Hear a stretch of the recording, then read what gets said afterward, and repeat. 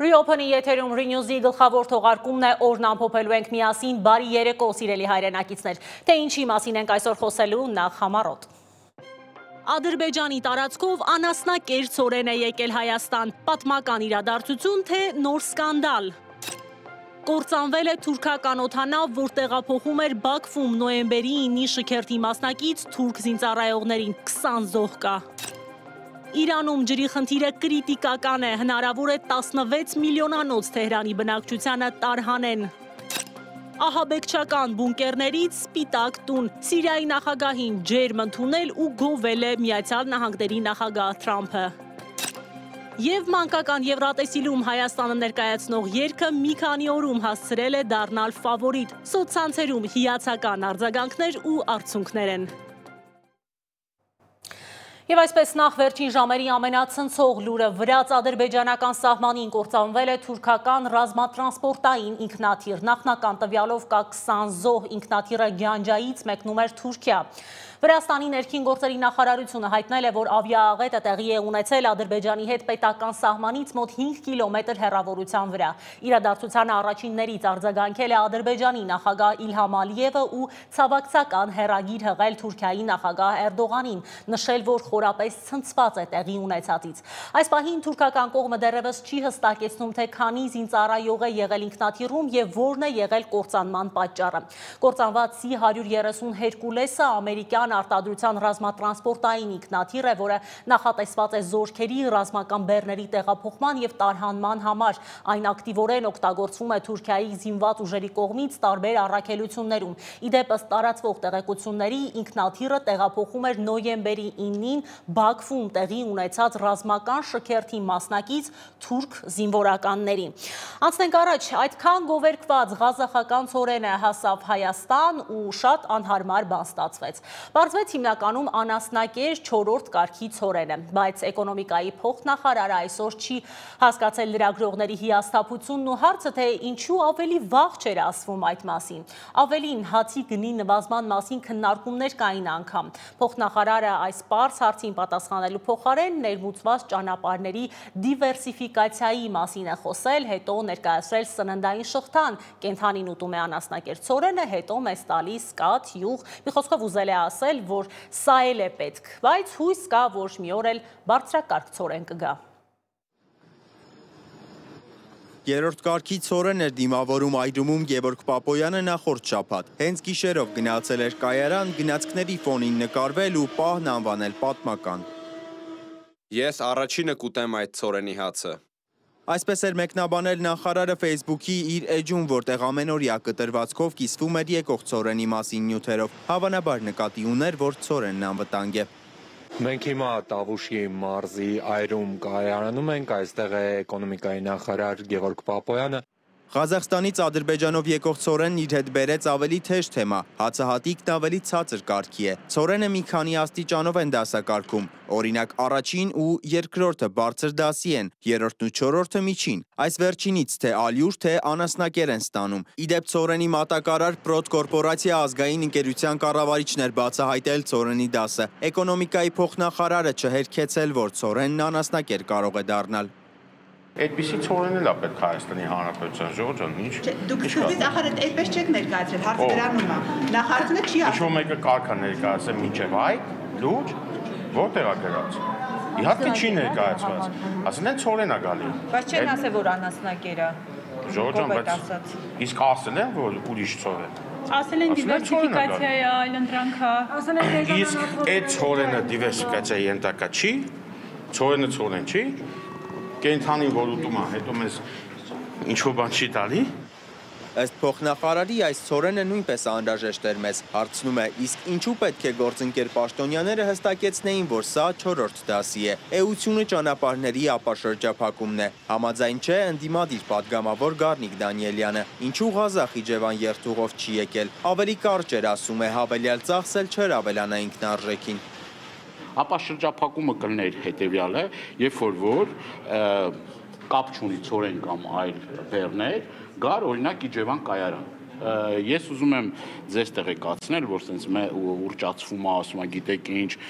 այդ գծերի հետ կապված, երկաթ գծերի հետ կապված, Ղազախ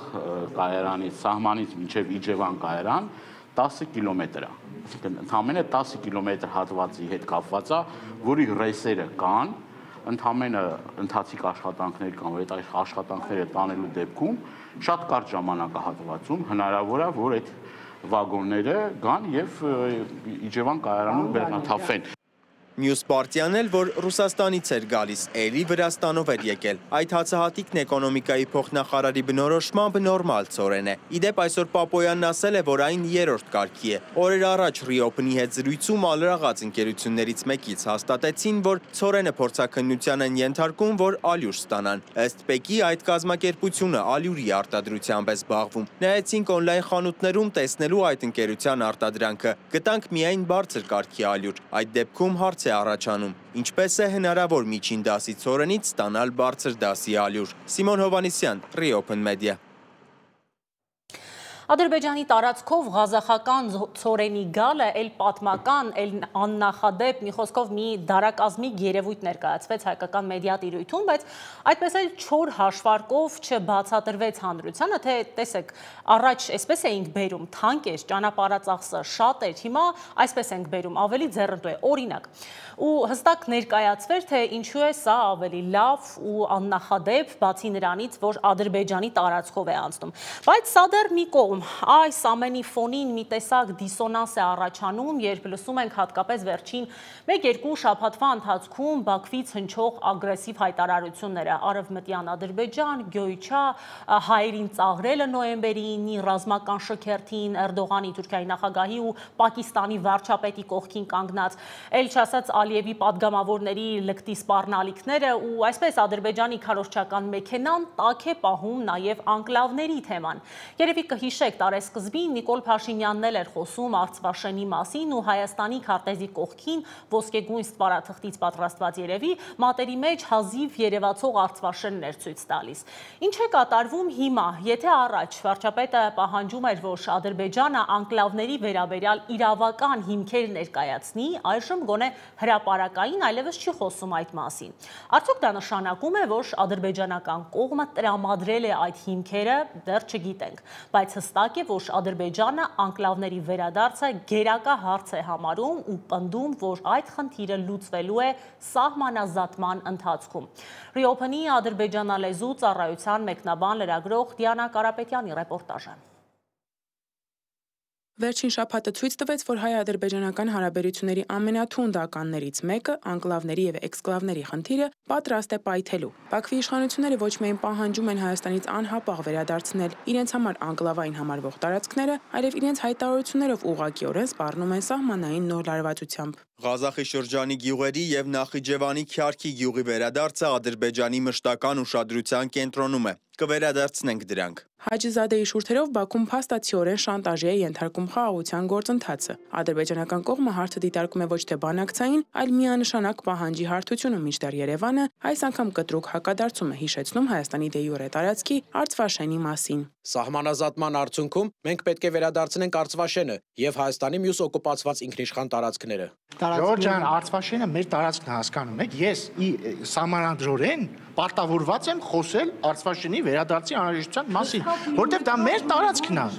Մեր տարածքն է, չեմ կարող չխոսել Արցվաշենի մասին, սրա մասին է խոսքը։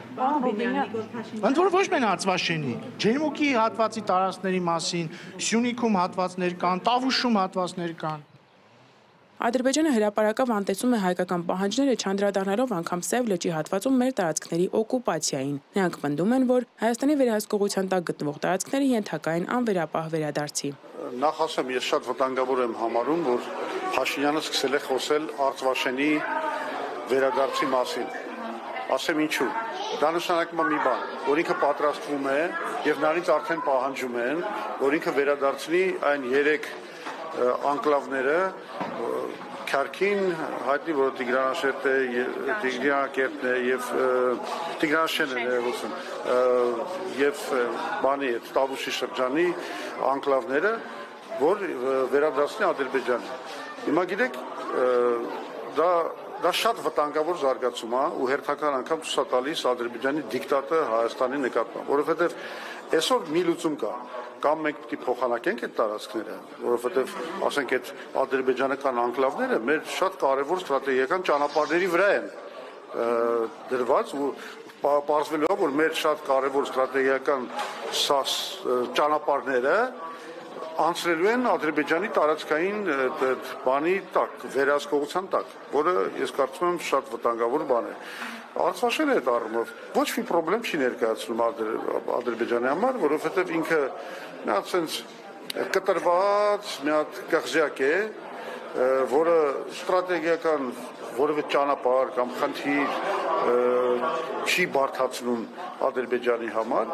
Ադրբեջանցի փորձագետներին եւս անհանգստացնում է ինչպես է լուծվելու հարցը։ Նշում են, եթե տարածքային փոխանակում չլինի, ապա ապագայում այդ տարածքները հերթական զինված հակամարտության խթանն են դառնալու։ Մեր 4 գյուղերի եւ Հայաստանի 1 գյուղի ճակատագրի լուծման խնդիրը լուրջ հարցեր է առաջացնում։ Կարծում եմ միջազգային փորձի հիման վրա այստեղ լավագույն տարբերակը հողերի փոխանակումն է։ Հակառակ դեպքում մենք ստիպված կլինենք Բաշքենդը հանձնել Հայաստանին, ինչը նշանակում է, որ մենք ստիպված կլինենք համաձայնվել մեր երկրում հայկական անկլավի ստեղծմանը։ Ի պատասխան ադրբեջանական վերջնագրի տրամաբանության քաղաքացիական պայմանագիր խմբակցության պատգամավոր Սարգիս Խանդանյանը հակադարձել է՝ միակողմանի զիջումներ լինել չեն կարող։ Սահմանազատման գործընթացը պետք է շարունակվի եւ սահմանազատման գործընթացի որևէ փուլում, ես չգիտեմ,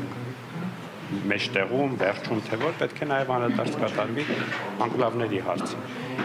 Պետք է կնքվի Հայաստանի եւ Ադրբեջանի միջև սահմանազատման գործընթացի բոլոր արձանագրությունների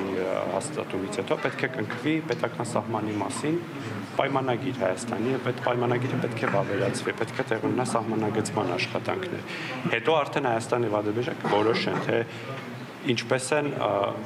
անկլավների թեմային անդրադառնում, եթե հանկարծ որևէ սցենարով որոշվի, որ պետք է Հայաստանի եւ Ադրբեջանը տարածքներով փոխանակվեն։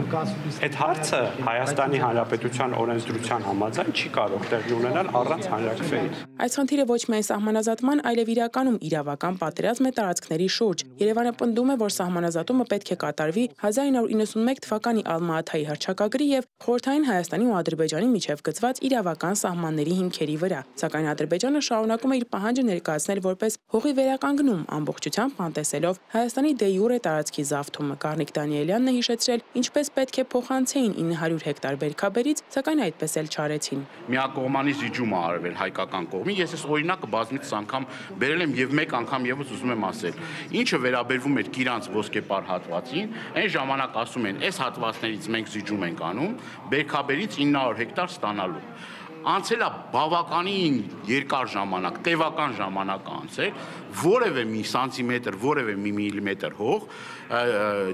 բերքաբերի, ուրեմն լճից այն կողմ Հայաստանի Հանրապետություն չի ստացել։ Մինչդեռ բանակցային գործընթացը դանդաղում է, անկլավների շուրջ արկա լարված հռետորաբանությունը մեծացնում է սահմանային լարվածության բռնկման ռիսկը։ Բաքվի փողոցներում կործանիչների ցուցադրմամբ Ալիևը հենց այս խնդիրն է լուծում։ Բացահայտորեն ակնարկում է ուժային լուծման մասին, փորձելով Երևանից միակողմանի զիջումներ կորզել։ Արտվաշենի տարածքը մոտ 4000 հեկտար է կամ 40 քառակուսի կիլոմետր։ 2021 թվականի մայիսի 12-ից հետո Ադրբեջանը զավթել է տարբեր հաշվարկներով եւս 215-ից 241 քառակուսի կիլոմետր։ Իսկ Հայաստանում ադրբեջանական այսպես կոչված անկլավների ընդհանուր մակերեսը մոտ 44 քառակուսի կիլոմետր է։ Դիանա Կարապետյան, Reopen Media։ Անկլավների շուրջ քննարկումները միայն քաղաքական դաշտում չեն։ Reopen Media-ն այսօր հարցախույզ է արել Երևանում քաղաքացիների կարծիքները տարբեր են, սկսած խնդրի մասին տեղեկացված չլինելուց մինչև հստակ դիրքորոշումներ։ Գործընկերս հարցրել է, թե ըստ իրենց ինչպես պետք է լուծվի անկլավների խնդիրը։ Ինձ թվում է, որ փոխանակեն ավելի լավ կլինի, որպեսզի կռիվ բան չլինի։ Հա, դա որ իրանց է եղել թո իրանց էլ մնա, ինչ որ մերն է, թո մերը մնա։ Արաշեին, ով խառնելա, թո նրանք պատասխան։ Ապր ոստիգոլային հարմարը ղեկավարը ինքն է, ինքը դենց է կանի։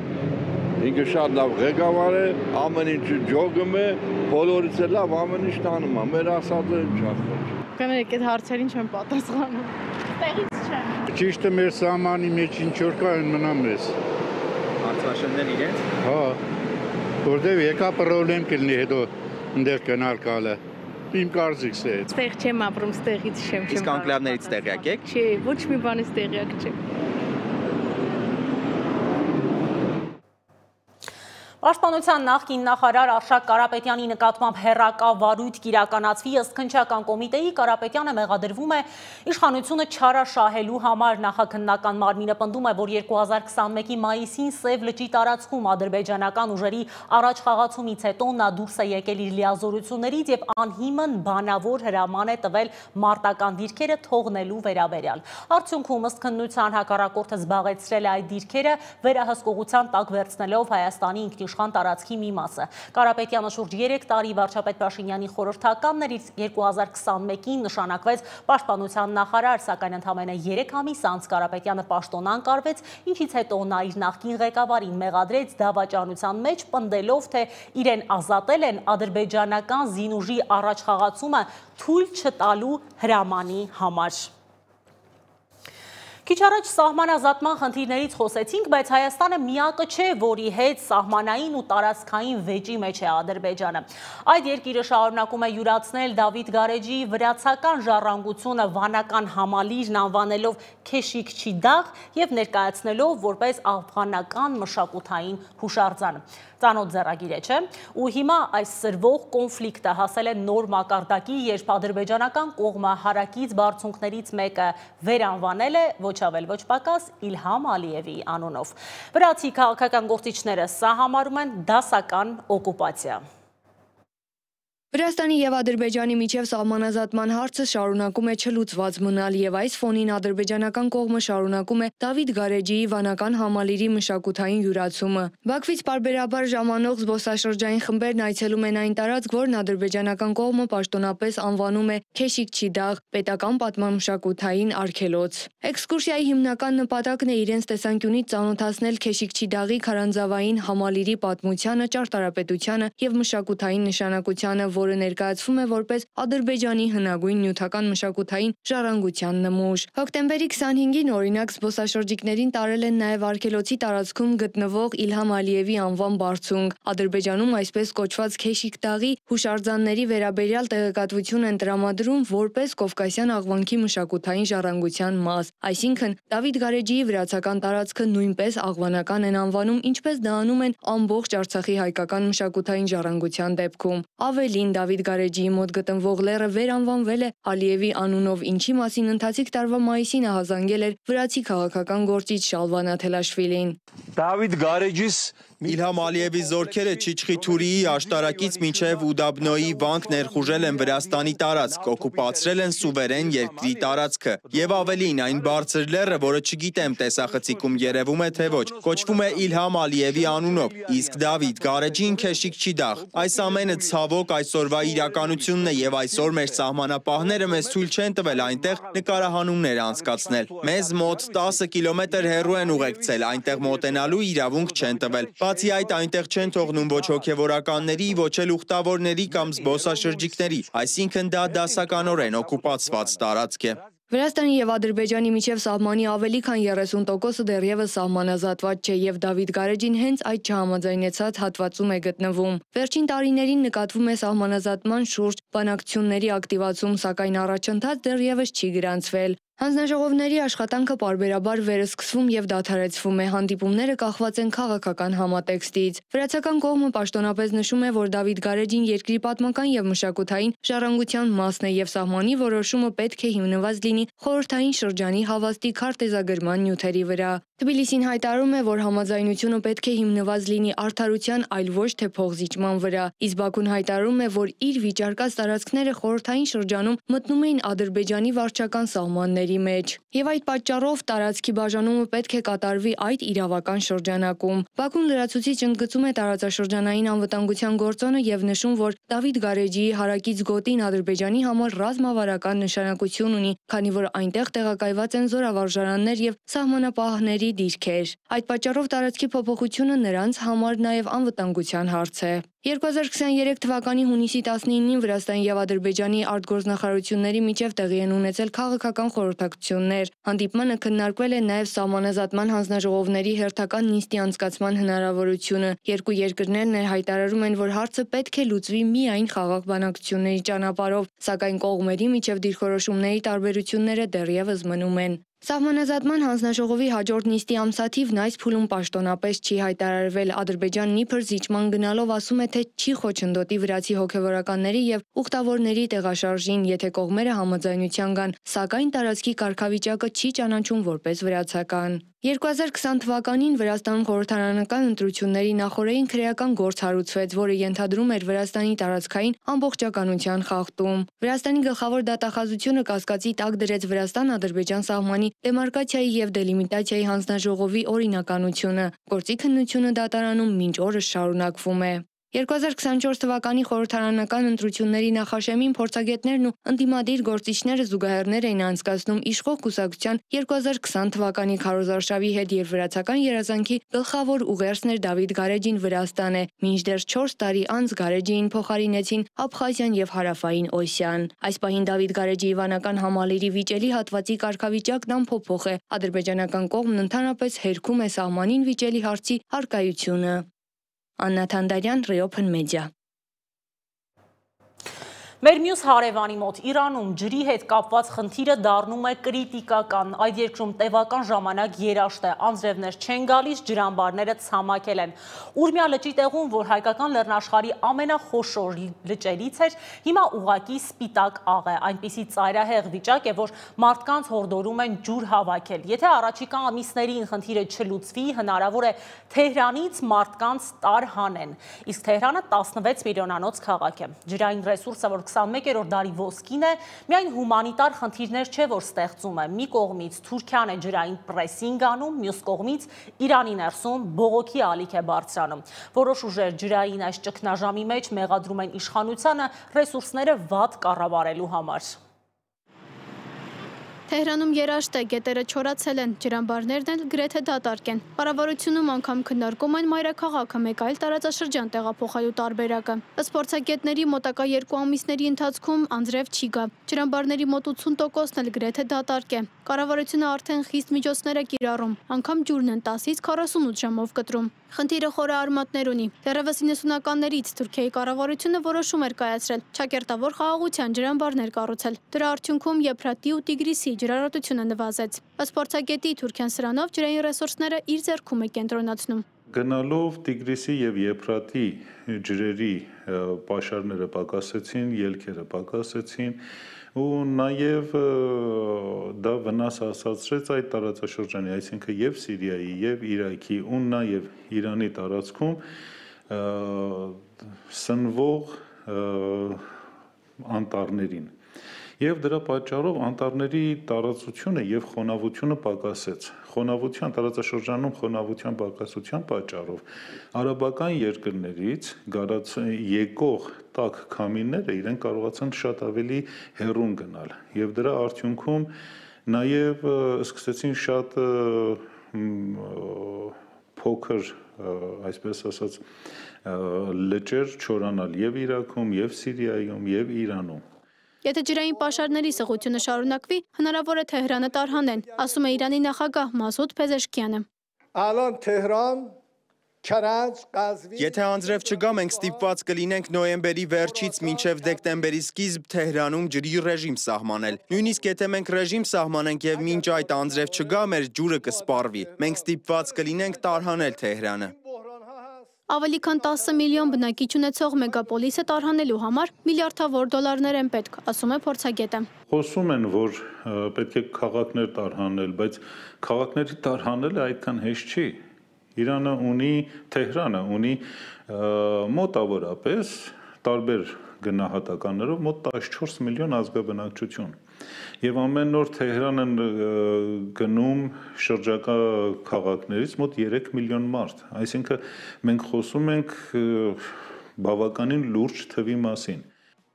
Իրանի էներգետիկայի նախարարն էլ կոչ է արել շտապ պահեստային ջրամբարներ կառուցել։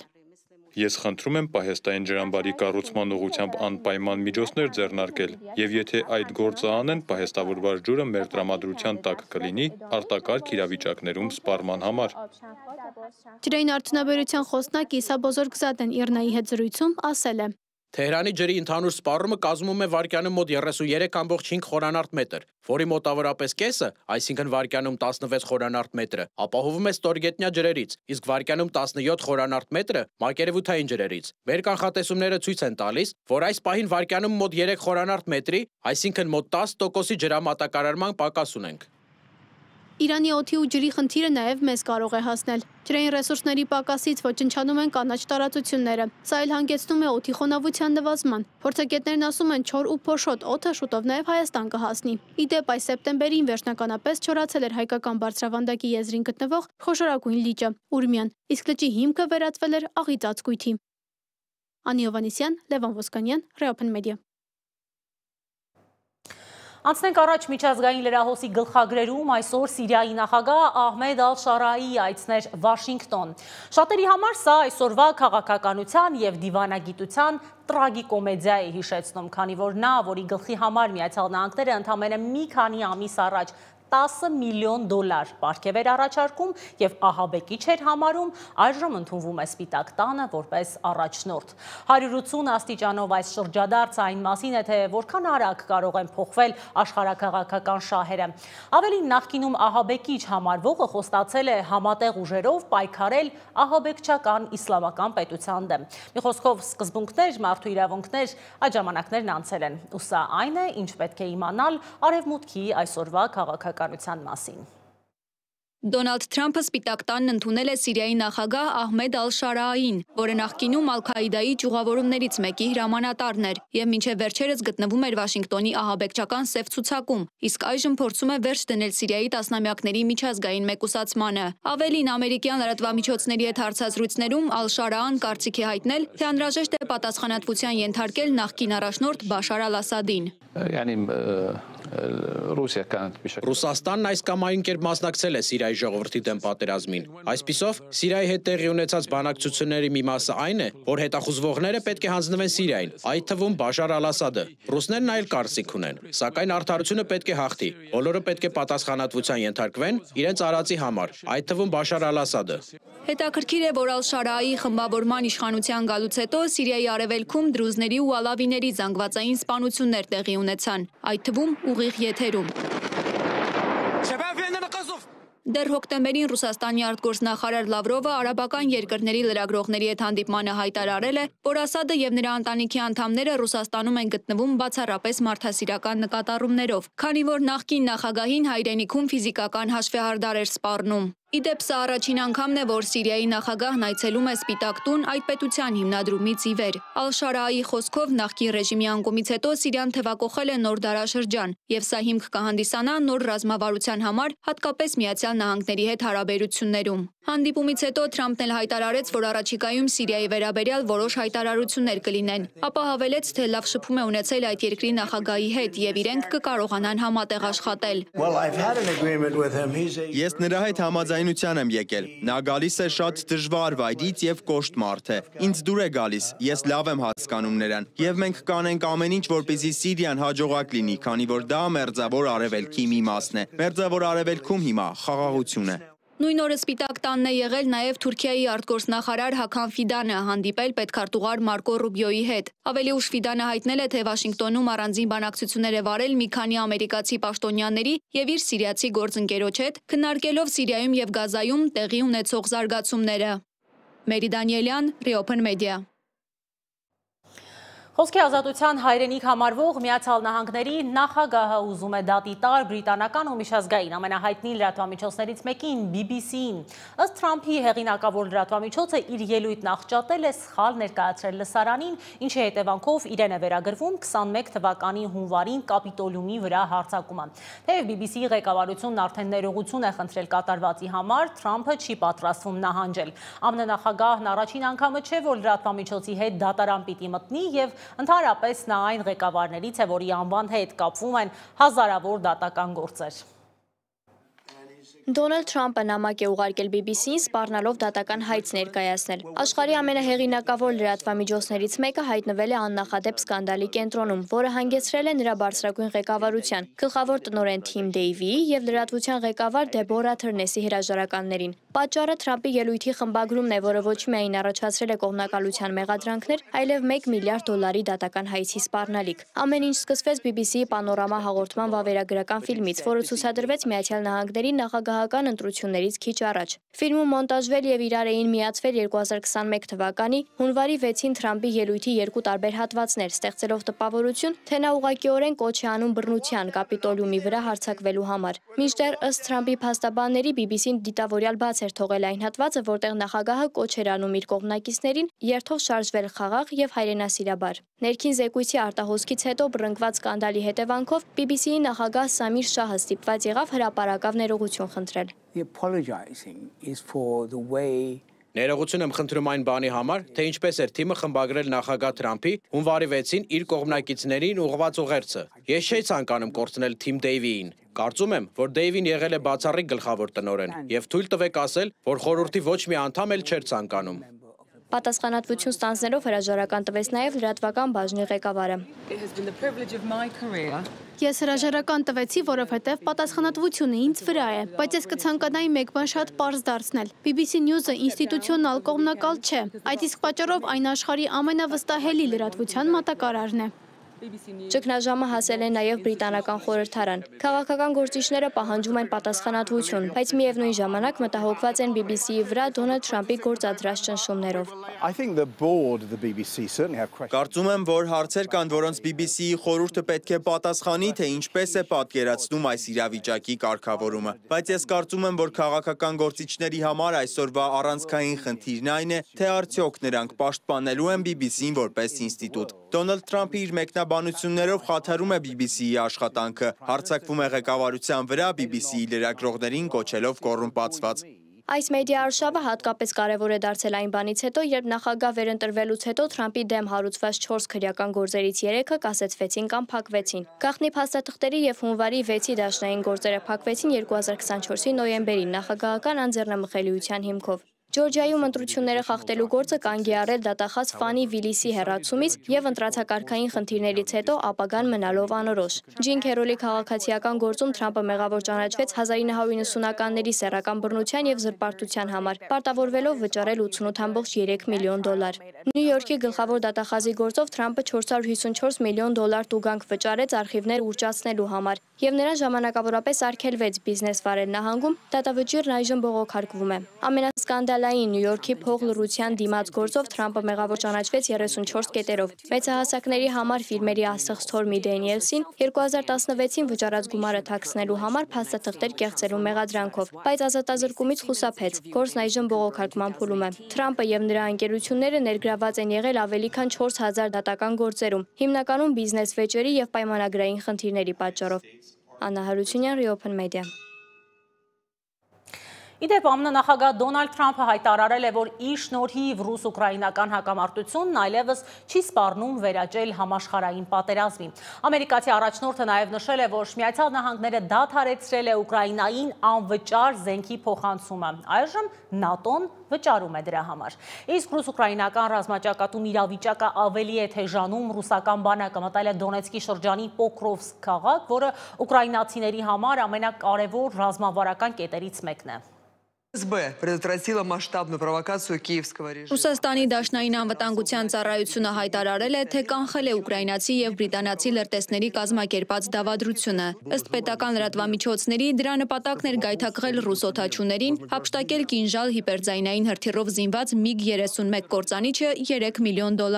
Նախ խոստացել էին 1 միլիոն, ապա 3-ը, եթե կինժալն էլ հետը լինի։ Իսկ երբ օդաչուն ասել է, թե վայրեջքից լավ չի գլուխանում, խոստացել են հեռավար դասընթաց։ Դեռ հայտնի չէ այս սակարկություններն ու խուսանավումները լրտեսական խաղի ավելի մեծ ծրագրի մաս էին, թե ոչ, համենայն դեպս կործանիչի առևանգումը ձախողվել է։ Անվտանգության դաշնային ծառայության տվյալով առևանգված օդանավը պետք է թռչեր դեպի Ռումինիայի Կոնստանցա քաղաքում գտնվող ՆԱՏՕ-ի ավիաբազա իբր հարվածներ հասցնելու համար, որտեղ սակայն կործանիչը խոցելու էին հակաօդային պաշտպանության ուժերը։ Ռուսական կինժալը ավիացիոն բալիստիկ հրթիռ է, որը կարող է շատ մեծ արագություն զարգացնել եւ մանևրել հակաօդային միջոցների համար անկանխատեսելի թռիչքուղիներով։ Ըստ Reuters-ի Ռուսաստանը վաղուց է Մեծ Բրիտանիային համարում իր գլխավոր թշնամին։ Մոսկվան մեղադրում է Լոնդոնին Ուկրաինայում պատերազմը հրահրելու, իսկ բրիտանական հետախուզությանը այդ երկրին մի շարք ռազմական գործողություններում օգնելու մեջ։ Մեծ Բրիտանիան համարում է, որ Մոսկվան կայսերական նկրտումներով հողեր է զավթում Ուկրաինայում։ Լոնդոնը բազմիցս զգուշացրել է, որ ռուսական հետախուզությունը փորձում է քաոս սերմանել Մեծ Բրիտանիայում եւ Եվրոպայում ժողովրդավարությունը խաթարելու համար։ Իսկ ռազմաճակատում մարտերն օրեցօր ավելի են թեժանում։ Զապորոժիեի մարզում ռուսական ստորաբաժանումները գրավել են Նովոուսպենսկոյե բնակավայրը։ Դոնեցկի մարզի Պոկրովսկի եւ Միրնոգրադի շրջանում իրավիճակը բարդանում է ժամ առ ժամ։ Ռուսական զորքերը շարունակում են առաջխաղացումը Պոկրովսկի արևելքում եւ հարավում։ Ամերիկյան պատերազմի ուսումնասիրության ինստիտուտի մասնագետների կարծիքով ռուսները կարող են որոշակի գոտի ստեղծել քաղաքում ուկրաինական զորքերի շրջափակման, ապա նահանջի համար։ Ուկրաինայի բանակի գլխավոր հրամանատար Ալեքսանդր Սիրսկին The New York Post-ին ասել է, որ ռուսները ռազմավարական հարձակողական գործողություն են անցկացնում Պոկրովսկի մոտ եւ կուտակել են հսկայական թվով զորքեր, մոտ 170,000 մարդ, հզոր մեխանիզացված ստորաբաժանումներ եւ ծովային հետևակի 4 բրիգադ հարվածային բռունցք ստեղծելու եւ ուկրաինական զինուժի պաշտպանական գիծը ճեղքելու համար։ Ըստ նրա Կիևը դեռ ամուր պահում է կարևոր լոգիստիկ քաղաքը։ Սիրսկիի խոսքով ռուսների նպատակն է հյուսիսից, հարավից եւ արևելքից շրջապատել Պոկրովսկը եւ հարակից քաղաքները, կտրելով մատակարարման գծերը, ապա իրականացնել վերջնական մանևր ամբողջ Դոնեցկի շրջանը գրավելու համար։ Միևնույն ժամանակ Ռուսաստանի պաշտպանության նախարարությունը պնդում է, որ ռուսական ստորաբաժանումները վերահսկողության տակ են վերցրել Կուպյանսկի արևելքում գտնվող նավթաբազան, իսկ վերջին ժամի դրությամբ ամբողջովին գրավել են քաղաքի արևելյան հատվածը, շարունակելով շրջափակման մեջ հայտնված ուկրաինական խմբավորման ոչնչացումը։ Պոկրովսկում ռուսական գրոհային խմբերը առաջ են շարժվել կենտրոնական շրջանի հյուսիս-արևմտյան եւ արևելյան թաղամասերում, ինչպես նաեւ երկաթուղային կայարանում, մեկ օրվա ընթացքում գրավելով 256 շենք։ Շարունակվում է Դոնեցկի շրջանի Ռոկ բնակավայրի մաքրումը, որտեղ ռուսական զինվորականները գրավել են 100 շենք։ Այստեղ հետ են մղվել ուկրաինական ստորաբաժանումների շրջափակված խմբավորման համար սողանցք բացելու նպատակով 7 հարձակումներ։ Վերլուծաբանները զգուշացնում են, որ եթե Կիևը ձգտի Պոկրովսկը պահել ցանկացած գնով, առանց համապատասխան ուժեղացման, դա կարող է հանգեցնել քաոսային եւ արյունալի նահանջի, որը նման կլինի այլ կարևորագույն հենակետերում կրած պարտություններին։ Մերի Դանիելյան, Reopen Media։ Եվ վերջում մի լավ թեմայով ավարտենք մանկական Եվրատեսիլում Հայաստանի այս տարվա պատվիրակի երգը մի քանի օրում ռեկորդային դիտումներ է հավաքել ու դարձել մրցույթում հաղթելու ֆավորիտներից մեկը։ Իմ գործընկեր ու Եվրատեսիլի մեծ երկրպագու Մոնիկա Հայրոյանն է պատմում։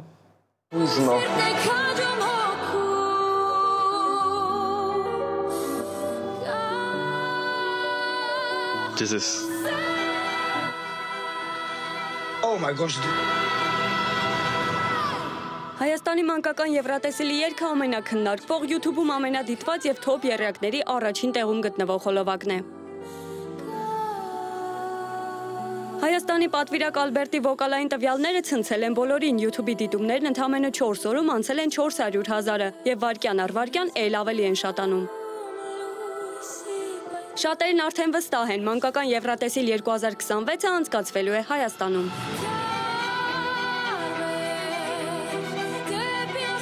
12-ամյա Ալբերտի համար մանկական Եվրատեսիլի բեմը մանկական ձգտում էր։ Նա արդեն 3-րդ տարին էր մասնակցում նախընտրական փուլին։ Այս անգամ վերջապես վաղեմի երազանքն իրականություն դարձավ, ետևում թողնելով 80-ից ավելի մասնակիցներին։ Ես փոքր հասակից երազել եմ մասնակցել մանկական Եվրատեսիլին եւ սկսել եմ երգել 5 տարեկանից։ Հենց սկսեցի երգել, հենց այդ ժամանակվանից էլ արդեն իմ մոտ երազանք առաջացավ, որ մասնակցեմ մանկական Եվրատեսիլին։ Եվ այդ օրվանից որոշեցի, որ երբ արդեն հասկանամ, որ կարող եմ պատրաստեմ եւ կարող եմ հայտ դիմել, հայտ լրացնել, կգնամ այդ քայլին։ Այո։ Քաջարի սիրտ երգը հզոր բալադ է, երաժշտության հեղինակը բազմաթիվ Եվրատեսիլյան հիթերի հեղինակ, կոմպոզիտոր Լիլիթ Նավասարդյանն է, իսկ խոսքերը գրել է բանաստեղծուհի Անիտա Հախվերդյանը։ Երգը խիզախության, հույսի եւ տոկունության ուղերձ է, կոչ դիմակայելու դժվարություններին անկոտրում ոգով։ Ալբերտի վոկալային տվյալների կատարելագործման վրա աշխատել է հանրապետության վաստակավոր արտիստ Սարուհի Բաբայանը, որի շնորհիվ Ալբերտի ձայնը հասել է գրեթե կատարելության։ Ինձ շատ ոգեշնչել էր ընդհանրապես իր ձայնի տեմբրը, գույնը, հզորությունը, ինչպես այնքը հնչում, ուսումնասիրելով իր ամբողջ պաշարը, բոլոր լավ կողմերը, եկա սրան, ու տենց իսկապես ծնվել է, որովհետև մի շնչով իրականություն է դարձել։ Իսկ մինչև այդ Ալբերտը հասցրել էր գերել ֆրանսիացի հանդիսատեսին։ Մասնակցելով The Voice Kids France հեղինակավոր նախագծին նա հասավ մինչև եզրափակիչ։ Նրա այցեքարտը դարձավ հայկական դուդուկի հնչյունների ներքո Դլեյ Ամանի հզոր կատարումը, որը ստիպեց ժյուրիի բոլոր 4 անդամներին շրջվել։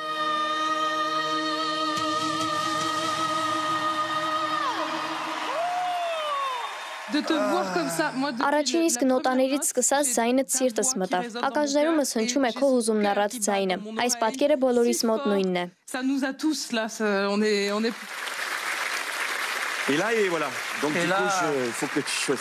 Գիտեմ, որ դա հարցել չէ։ Մենք էլ կցանկանայինք, որ ընտրես Պատրիկի թիմը։ Այսօրվանից սկսած մենք հանդիպում ենք հավերժության համար։ Պրոբլեմ չկա, իրենք դեմ չեն, որ ինձ ընտրես։ Ժյուրիի անդամ ֆրանսիահայ լեգենդար երգիչ Պատրիկ Ֆիորին չկարողացավ զսպել հուզմունքը եւ Ալբերտի հետ սկսեց երգել հայերենով։